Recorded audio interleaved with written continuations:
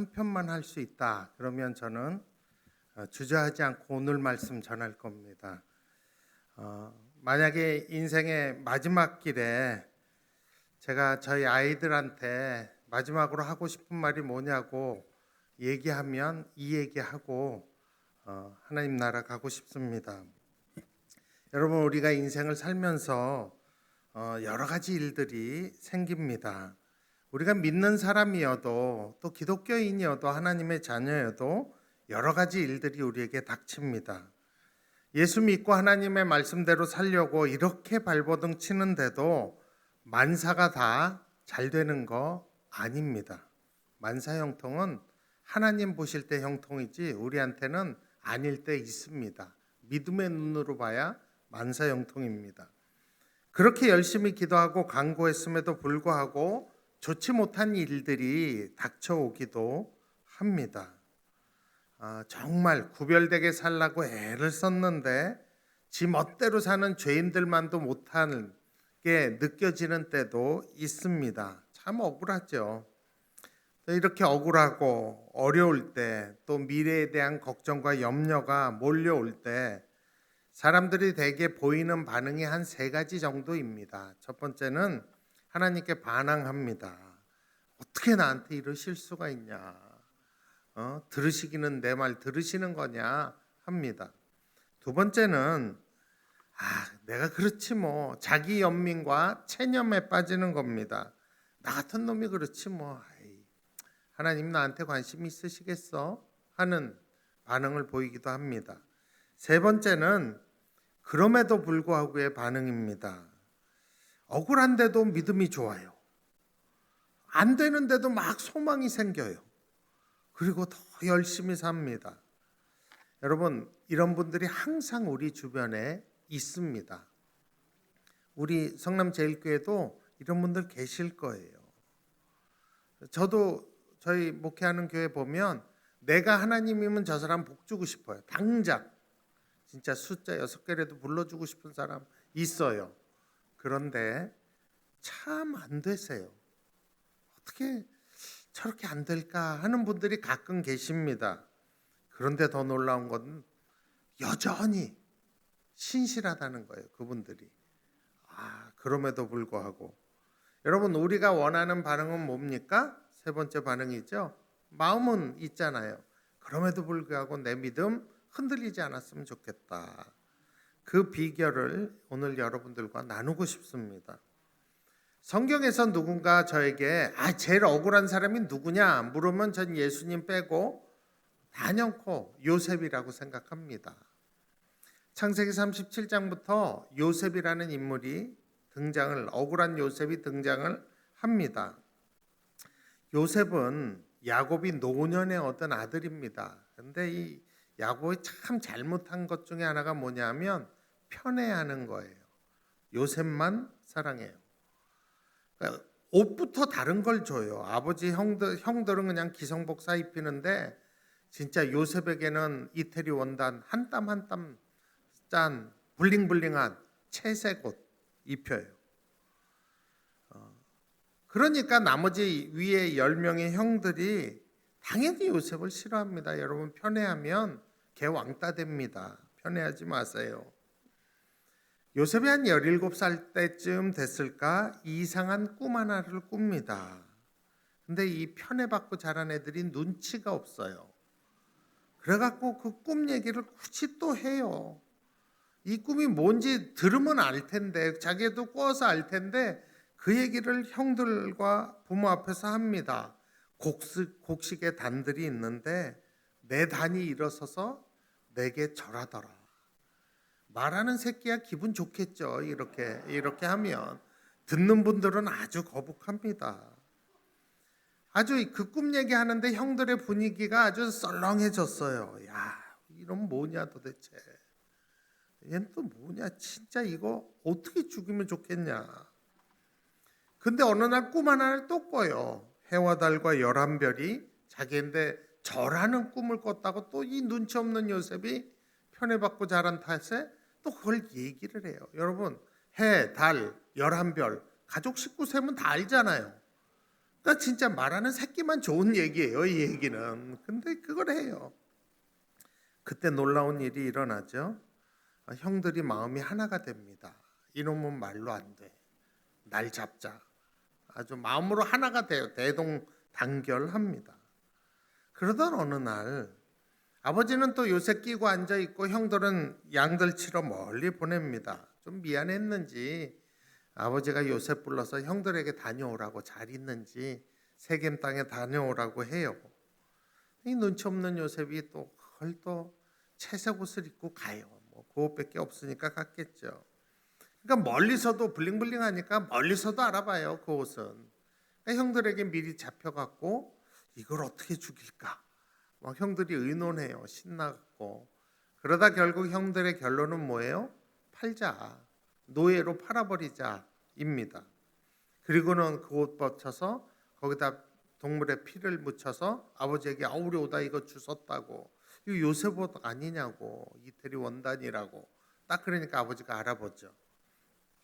형들의 입장에서야 아주 놀라운 복수국을 한 것이지만 요셉의 입장에서 보면 이건 정말 억울한 일입니다. 자기가 편애해 달라 그런 것도 아니고 11번째 태어나고 싶어 태어난 것도 아니고 채색옷 해달라고 한 것도 아니고 또 꿈을 안 꾼 것도 아니고 그냥 문제가 있다면 눈치가 없는 거 그거 하나인데 그냥 심부름 갔다가 형들 안부 물으러 갔다가 잡혀갖고 먼데 애굽에 종으로 팔려갔으니 얼마나 억울하고 얼마나 겁이 났을까요? 근데 요셉의 억울한 얘기는 여기서 그치지가 않습니다.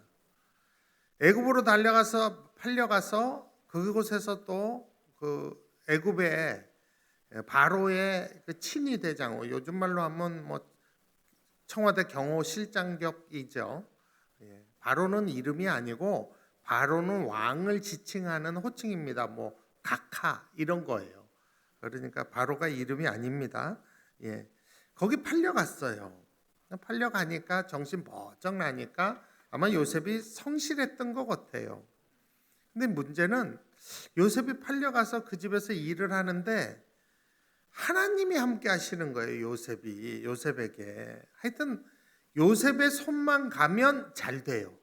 이게 그냥 재수가 좋든지 운이 좋은 게 아니라 그냥 주변 사람들이 얘를 신적인 존재로 야 그분이 왔나 보다. 얘는 뭐 이런 애가 다 있나 할 정도로 신기가 들려 보일 정도로 요셉이 하는 것마다 진짜 잘 되는 겁니다.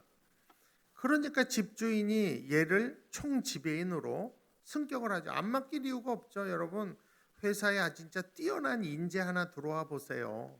엄청납니다. 요즘도 그런 인재면 걔네는 과장 부장도 아니고 바로 이사 막 이렇게 가잖아요. 한국 기업도 그렇습니다. 그러니까 요셉이 이제 좀 요셉이 나아지나 했는데 문제는 이 보디발의 아내가 문제입니다. 사모님이 문제예요. 성경에 보면 이 보디발의 아내는 바람기가 굉장히 많고 젊은 남자들을 너무너무 좋아해요. 왜 그랬나 보면 역사적인 기록을 보면 이 당시 애굽의 주요 관직 특히 왕의 주변에 있는 자들은 거세를 시켰다는 기록이 있습니다. 그러니까 아마 왕의 최측근인 이 보디발도 거세되었을 거다 하는 것이 성경학자들의 대부분의 의견입니다. 그러니까 이제 사모님은 불만이 있겠죠. 부부 생활이 안 되니까. 그러니까 이제 젊은 남자들 찾아서 유혹한 것이죠. 요셉이 또 이렇게 편애받고 자라갖고 어려서부터 사랑받고 자란 애들은 좀 귀티가 나잖아요. 종이라도. 그러니까 맨날 사모님 눈에 들어서 사모님이 꼬시고 난립니다. 그런데 요셉은 그 사모님 쳐다도 안 봅니다. 범죄하지도 않아요. 성경에 보면 같이 있지도 않았다고 얘기해요. 그러니까 이 사모님이 몸이 달아갖고 어느 날은 나를 잡아요. 또 그래갖고 종들 다 내보내요. 요셉 딱 출근 시간에 맞춰서 다 내보내요. 요셉이 출근해 보니까 사모님이 야시시한 옷 입고 요셉을 아주 대놓고 꼬셨습니다. 물론 요셉이 쳐다도 안 봤을 거예요. 그런데 이제 쳐다도 안 보니까 이 사모님이 요셉을 옷을 잡아요. 여러분, 동서고금을 막론하고 원래 이 사모님들은 잘 투자하는 게 이제 미용 관리, 체력 관리를 잘 하십니다. 그래서 사모님이 마음 잡고 이렇게 딱 잡으면 여러분, 여성분들이 이 아기 날 때 쥐는 이 악력이요, 쌀가마니 드는 힘이 돼요. 여자들 힘 없다는 말 거짓말이에요. 그죠? 딱 막 작심을 하고 딱 잡아요. 요셉이 딱 보니까 이거 옷 벗고 튀기 전에는 안 돼. 이게 절대 놀 여자가 아니에요. 그러니까 요셉이 옷을 벗고 튑니다. 그러니 사모님이 얼마나 자존심이 상하겠어요. 이 종놈이 뭔데 감히 수청을 안 드는 거예요. 그러니까 사모님이 이제 드라마 한 편을 쓰죠. 그리고는 남편 올 때까지 그 옷 붙잡고 있다가 남편이 와서 당신이 사온 저 종놈이 지 출세했다고 이제 나까지 넘본다고 겁탈하려 했다고, 이게 증거물이라고, 내가 소리 지르니까 옷 벗고 도망갔어, 내가 그 옷 증거를 잡았다고 합니다. 보디발이 그 말 듣고 가만히 있을 남자가 어디 있어요. 더군다나 군 출신인데. 그래갖고 요셉을 옥에, 그 보디발의 집에는 왕의 명령을 따라 감옥이 있었어요. 왕이 집어넣어 그러면 집어넣을 수 있게 거기다 쳐 넣습니다. 얼마나 억울하겠어요, 요셉이. 근데 이런 억울한 일이 있을 때마다, 요셉에게 닥칠 때마다 성경에 놀라운 기록이 적힙니다. 요셉이 억울할 때마다, 그러니까 억울하지 않고 잘 나가는 창세기 37장, 채색 옷 입고 막 사랑받고 이럴 때는 절대 쓰이지 않던 표현이 억울한 일을 당할 때, 애굽으로 종으로 팔려갈 때 그 기록이 나와요. 성경에는. 그게 39장 1절 2절입니다. 여러분 한번 보세요. 여기 보면 요셉이 이끌려 애굽에 내려가며 바로의 신하 친위대장 애굽 사람 보디발이 그를 그리로 데려간 이스마엘 사람의 손에서 요셉을 산이라. 여호와께서 요셉과 함께 하심으로 그가 형통한 자 되어 그의 주인 애굽 사람의 집에 있으니. 이게 이제 37장에 안 나오는 편이 여기 들어 있고, 또 보디발의 그 사모님한테 억울하게 그 누명 쓰고 옥에 갇혔을 때 39장 20절 21절입니다. 거기 보면 이렇게 또 나와요. 이에 요셉의 주인이 그를 잡아 옥에 가두니 그 옥은 왕의 죄수를 가두는 곳이었더라. 요셉이 옥에 갇혔으나 여호와께서 요셉과 함께 하시고 그에게 인자를 더하사 간수장에게 은혜를 받게 하시매. 여러분, 요셉이 억울한 순간마다 37장에 안 나왔던 표현 나오죠. 색깔 다르게 해놨잖아요. 뭐예요? 여호와께서 요셉과 함께 하신다는 거예요. 여러분, 우리는 억울할 때 하나님이 모른다고 생각해요. 하나님 어디 계시냐 그래요. 성경은 달라요. 성경은 억울할 때 하나님이 함께 계셨다고 합니다. 근데 우리 쉽게 생각해요. 하나님이 함께 계시면 억울한 일을 당하지 말아야지 라고 생각해요. 아니에요. 성경은 그렇게 얘기하지 않아요. 성경은 하나님이 함께 계셔도 억울한 일 당할 수 있어요. 그런데 그때 하나님이 함께 하신다고 합니다. 그 현장에, 그 억울한 순간에도 하나님이 함께 계신 거예요. 여러분, 올 한 해 물론 좋은 일만 있으면 좋죠. 근데 여러분, 좋지 않은 일도 있을 거예요. 각오하세요. 억울할 때도 있을 거예요. 근데 기억하세요. 억울할 때 하나님 어디 계시는가? 억울할 때 하나님은 당신과 함께 하십니다. 우리 한번 같이 이거 한번 읽어볼까요? 억울할 때 하나님은 당신과 함께 하십니다. 옆에 분한테 한 번만 얘기해 주세요. 억울할 때 하나님은 당신과 함께 하십니다. 요셉의 이야기 계속됩니다. 그렇게 억울하게 갇혀있던 중에 그 감옥에 귀한 분들이 수감되어 오시는 거예요. 왕의 감옥이니까.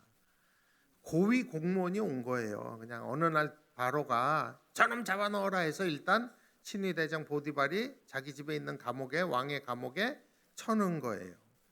그들은 술 맡은 관원장과 빵 굽는 관원장이라고 성경은 이야기합니다. 여러분, 술 맡은 관원장이 술 따르는 사람 아닙니다. 빵 굽는 사람이 파티셰처럼 빵 굽는 사람이 아니에요. 왕이 먹고 마시는 것을 총괄하는, 그러니까 독도 탈 수 있는, 암살할 수 있는 왕의 최측근 관리예요. 왕이 정말 최측근으로 세운 자기 목숨을 맡긴 사람들이에요. 무슨 이유가 있었는지 모르지만 하루아침에 이 두 거물이 함께 감옥으로 오게 된 겁니다. 일단 가두고 이제 재판을 하겠죠. 그러니까 이 보디발의 입장에서는 이게 아직 이분이 유죄인지 무죄인지 모르니까 감옥에는 왔어도 잘해드려야 될 거 아니에요. 여러분, 우리도 요즘도 유명 정치인들 감옥 가면 재판장 받기 전까지 잘해주잖아요. 그 교도소장이 막 편히 봐주고 하잖아요. 그러니까 이 친위 대장이 요셉에게 이분들을 맡깁니다. 요셉, 네가 해. 친위. 나중에 문제 생기면 요셉 죽이면 되니까 맡겨요. 그래서 요셉이 이 두 고관을 감옥에서 모십니다. 근데 어느 날 이 두 분이 희한한 꿈을 꿔요. 어떤 징조가 있는 꿈.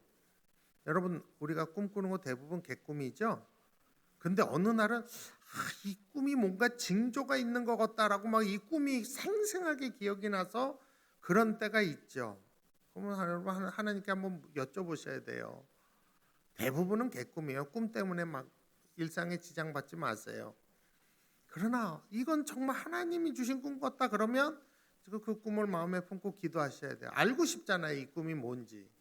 이 두 사람이 근심이 가득합니다. 꿈을 꿨는데 너무 생생하고 뭔가 징조가 있는 거 같은데 알 길이 없는 거예요. 그때 요셉이 이분들의 얼굴만 보고도 그걸 압니다. 무슨 일이 있냐고.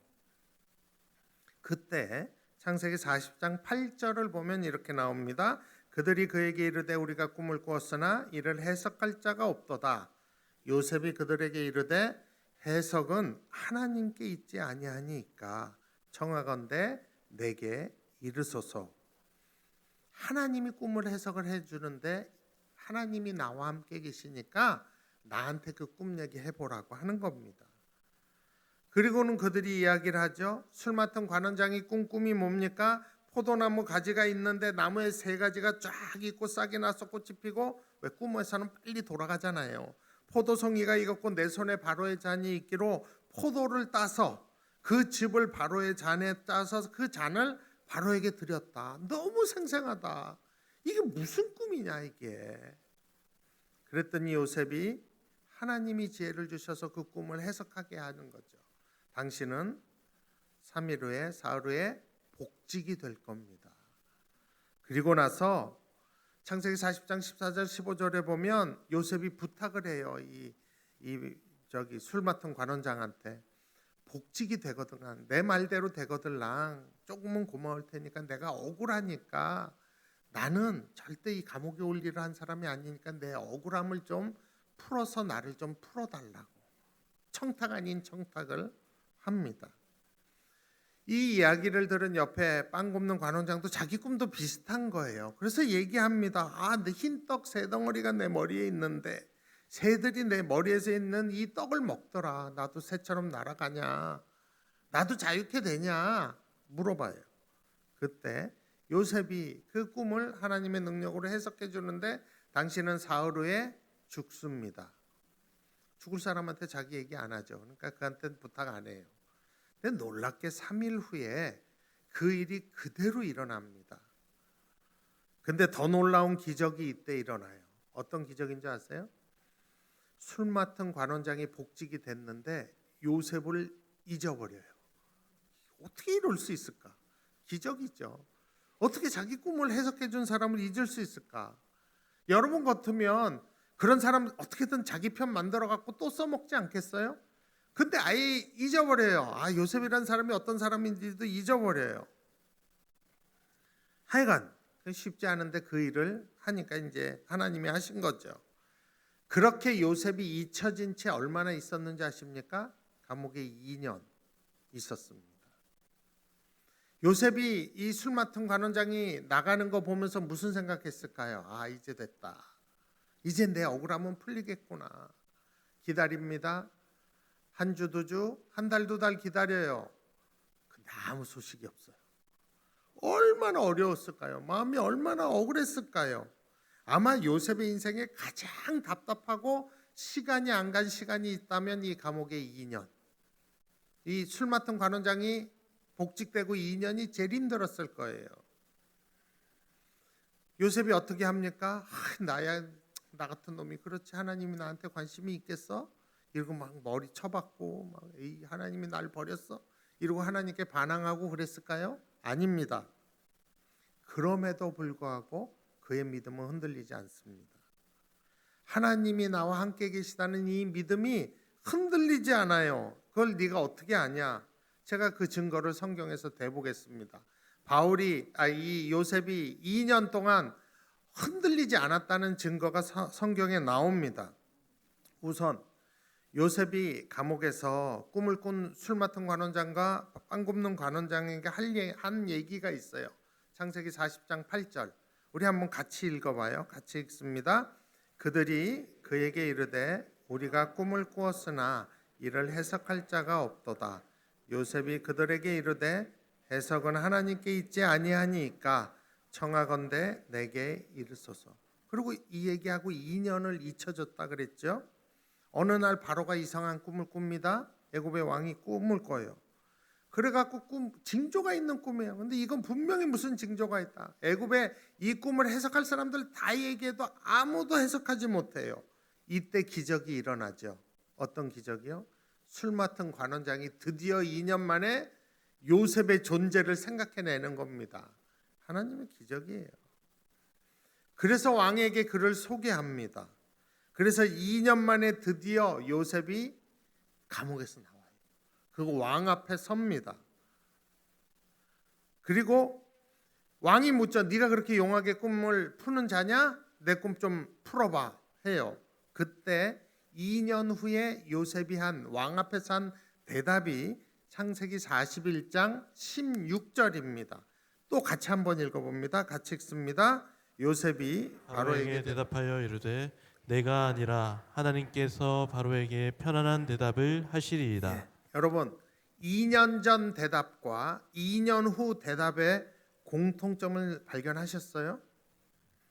감옥에 있을 때 두 관원장들 앞에서 한 창세기 40장 8절과 2년 후 창세기 41장 16절 왕 앞에서 한 고백이 비슷한 게 있죠. 꿈은 누가 해석한다? 하나님이 해석한다. 근데 그 하나님이 누구와 함께 계세요? 나와 함께 계세요. 그러니까 나한테 얘기하란 얘기예요. 여러분 2년 전의 신앙이나 2년 후의 신앙이나 요셉의 인생에 가장 힘들었을 때 그의 믿음은 변하지 않았습니다. 이게 그 증거입니다. 여러분 왕 앞에서 잘난 체 하려고 요셉이 한 말 아니에요. 그렇게 왕 앞에서 입 잘못 놀리면 죽어요. 그 자리에서 죽어요. 이게 이 요셉의 신앙 고백인 거예요. 믿음의 고백이에요. 대단하지 않습니까? 그렇다면 여러분 요셉이 그 2년을 어떻게 보냈을까요? 이게 오늘 우리가 알고 싶은 거예요. 이게 신앙의 비결 아니겠습니까? 요셉이 가장 인생이 억울한 2년을 어떻게 보냈을까? 제가 이거 찾으려고 창세기를 샅샅이 뒤집니다. 수백 번도 읽었어요. 요셉이 이 감옥에서 있는 2년 동안 뭐 하며 지냈나? 여러분 성경에는 딱 한 구절 나옵니다. 그걸 알 수 있는 힌트가. 그게 바로 창세기 40장 4절이에요. 한번 같이 읽어봅니다. 같이 읽어요. 친위 대장이 요셉에게 그들을 수종들게 하매 요셉이 그들을 섬겼더라. 요셉이 감옥에서 한 일 딱 하나 알 수 있어요. 한 단어예요. 뭔지 아세요? 섬겼더라. 섬겼더라. 이게 2년 동안 요셉이 한 유일한 행동이에요. 성경 어디에도 요셉이 2년 동안 뭐 했는지 안 나와요. 요 구절에만 나와요. 여러분 이 목사들은 어느 단어에 딱 꽂히잖아요. 무조건 원어를 살펴봅니다. 이 목사들은 다 그렇게 해요. 섬겼더라. 이 단어가 히브리 원어로 뭘까요? 오늘의 제목이에요. 샤라트예요. 한번 따라해 보세요. 샤라트. 샤라트라는 단어예요. 이 샤라트라는 단어 참 신기한 단어입니다. 원래 히브리인들은 하나님께 쓰는 단어와 사람에게 쓰는 단어를 이렇게 구별합니다. 웬만하면. 여러분, 하나님의 이름이 여호와일까요? 야훼일까요? 뭐가 맞는 것 같아요? 어느 교단에 가면 야훼라고 가리켜요. 근데 여러분, 모릅니다. 몰라요. 왜 모르냐 하면 자음을 써놓고, 히브리어 자음을 써놓고 사람들이 읽질 않아요. 왜 어떻게 하나님의 이름을 함부로 부르느냐? 어떻게 읽을지 모르는 게, 그러니까 이렇게 읽으면 여호와고 저렇게 읽으면 야훼인 거예요. 그러니까 여러분들이 천국 가시면 한번 확인해 보세요. 딱 여호와 불러보세요. 하나님이 왜? 그러면 여호와예요. 여호와 그랬는데 하나님 뭐 가만히 계세요. 그러면 바꿔서 불러보세요. 야훼? 그러면 야훼인 거예요. 방법 없어요. 안 부르니까 그냥 써놓고 아도나이 이렇게 부른 게 히브리 사람들이 왜 하나님을 어떻게 하나님의 이름을 부르냐, 그 경외심이 있었기 때문입니다. 근데 이 샤라트라는 단어는 하나님한테도 쓰이고 사람에도 쓰이는 단어예요. 먼저 샤라트가 무슨 뜻이냐, 하나님께 쓰일 땐 무슨 뜻인가. 신명기 21장 5절 상반절을 보면 레위 자손 제사장들도 그리로 갈지니 그들은 내 하나님 여호와께서 택하사 자기를 섬기게 하시며 또 여호와 이름으로 축복하게 하신 자라. 레위 사람들이 하나님을 섬기기 위해서 구별된 사람들이죠. 샤라트라는 단어가 여기 등장을 합니다. 그러므로 이 샤라트는 하나님께 쓰면 하나님을 섬기다. 하나님을 섬긴다는 게 무슨 뜻이에요? 예배하는 삶이에요. 감사하고 찬양하고 기도하고 주님께 예배하는 삶, 어저께 수인씨 같은 삶, 이게 샤라트예요. 레위인들은 그 일을 전문적으로 풀타임으로 한 사람들이에요. 늘 하나님 앞에 예배하며 하나님을 섬긴 사람들입니다. 여러분, 요셉이요, 이 억울한 순간에 하나님이 나와 함께 하신다는 걸 알고 믿고 나서 자기 삶에 그 하나님을 예배하는 샤라트의 삶을 산 것이에요. 여러분, 채색 옷을 입고 잘난 체하던 창세기 37장에 등장하는 요셉과 형들에게 팔려서 애굽으로 간 이 하나님과 함께 하심을 경험하는 이때의 이 샤라트의 삶을 사는 요셉은 말이 틀립니다. 쓰는 단어가. 창세기 37장 6절에는 항상 주어가 나요. 청하건대 내가 꾼 꿈을 들으시오. 9절에 내가 또 꾼 꿈을 들으시오. 항상 요셉은 이때는 내가 였어요. 그러나 억울한 중에도 하나님이 함께 계신다는 걸 알고 체험한 후에 하나님을 섬기는 이 샤라트의 삶을 사는 요셉은 창세기 40장 8절에 보면 해석은 하나님께 있다. 41장 16절에도 보면 내가 아니라 하나님께서 바로에게 편안한 대답을 하신다. 주어가 바뀌어요. 하나님으로. 그러므로 샤라트의 삶은 내가 죽고 하나님이 사시는, 나는 죽고 예수가 사는 삶, 그 하나님을 예배하는 삶, 이게 샤라트의 삶이에요. 그러니까 요셉은 감옥에 있어도 하나님을 예배했다는 거예요. 샤라트 했다는 거예요.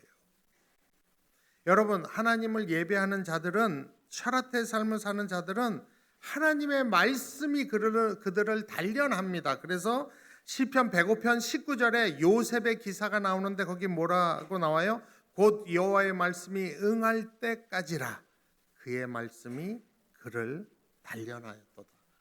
여러분, 샤라트의 삶을 살고 하나님을 예배하는 삶을 살면 하나님의 말씀이 우리를 단련해 주십니다. 우리는 성경을 한꺼번에 보기 때문에 요셉의 결국이 어떻게 됐는지 다 알아요. 꿈대로 된 거 다 알아요. 그러나 그 비결을 아셔야 합니다. 샤라트의 삶, 하나님의 임재 앞에서 하나님을 예배하며 사는 삶, 요셉이 그렇게 사는 겁니다. 두 번째, 이 샤라트는 사람을 섬길 때 쓰는 단어예요. 민수기 11장 28절에 보면 샤라트가 등장을 하는데 택한 자 중 한 사람 곧 모세를 섬기는 눈이라는 사람의 아들 여호수아가 말하여 이르되라고 나와요. 모세를 섬긴다 할 때, 이 모세를 섬긴다 할 때 단어가 샤라트예요.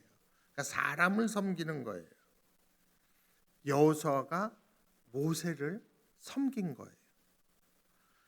보디발이 요셉에게 저 두 관직에 있는 사람 잘 모셔 했을 때 요셉이 술 맡은 관원장과 빵 굽는 관원장을 섬겼죠. 어느 정도로 아침에 얼굴만 보고도 밤새 무슨 일이 있었구나를 알 정도로 성심으로 섬긴 거예요. 그의 낯빛만 보고도 무슨 일이 있었는지 알고 그 일을 해결해 주려고 최선을 다해 섬기는 삶을 사는 겁니다.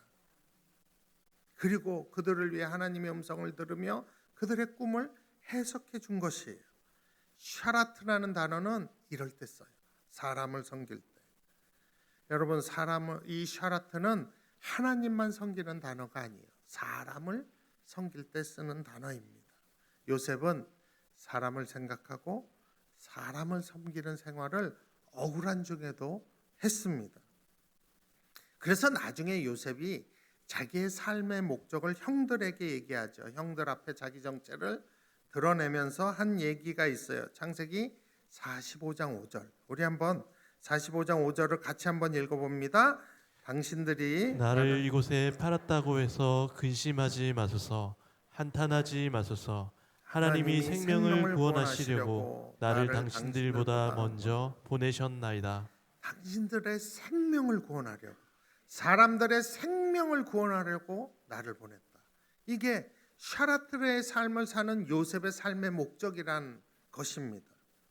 하나님을 예배하면서 그것을 깨달은 것이에요. 아, 내가 왜 이 억울한 시간을 보냈는가? 생명 살리라고, 사람 섬기라고. 여러분, 사람의 생명을 소중히 여기고 생명을 살리는 일에 가치를 두는 것이 샤라트입니다. 말씀을 좀 정리해 보죠.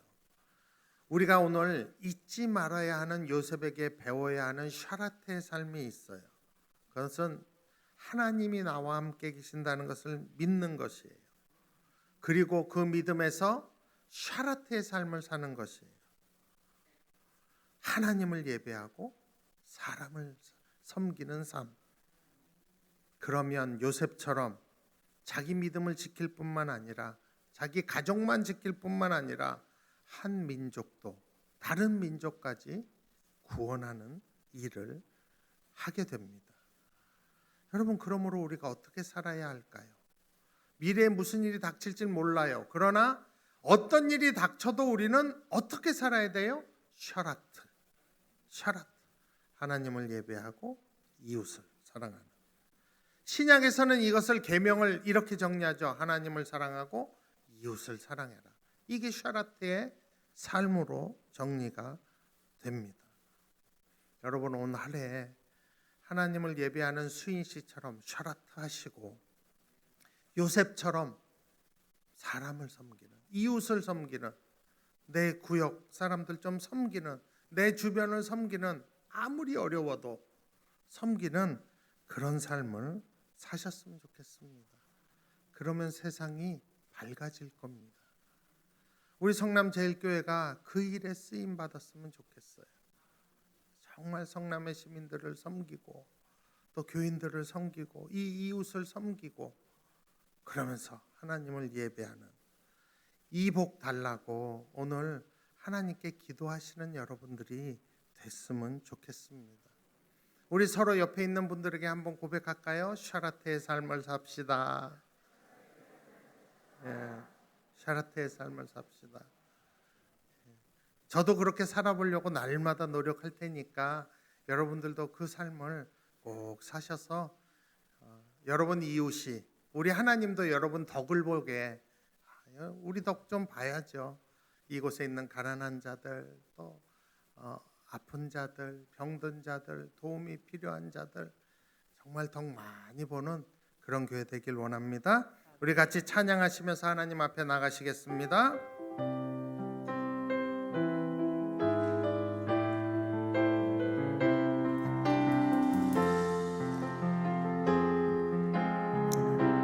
아버지, 당신의 마음이 있는 곳에, 아버지, 당신의 마음이 있는 곳에 나의 마음이 있기를 원해.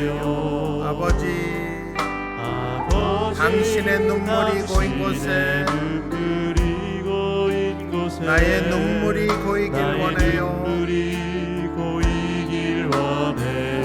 아버지 당신이 바라보는 영혼에게 당신이 바라보는 영혼에게 나의 두 눈이 향하길 나의 원해요. 두 눈이 향하길 원해요. 아버지 당신이 울고 있는 어두운 땅에 나의 등발이 향하길 원해요. 나의 마음이 아버지의 마음을 알아 내 모든 뜻 아버지의 뜻이 될 수 있기를 나의 온 몸이 아버지의 마음을 알아 내 모든 삶 당신의 삶 되기 다시 한번 합니다. 아버지 당신의 마음이 있는 곳에 당신의 마음이 있는 곳에 나의 마음이 있기를 원해요. 아버지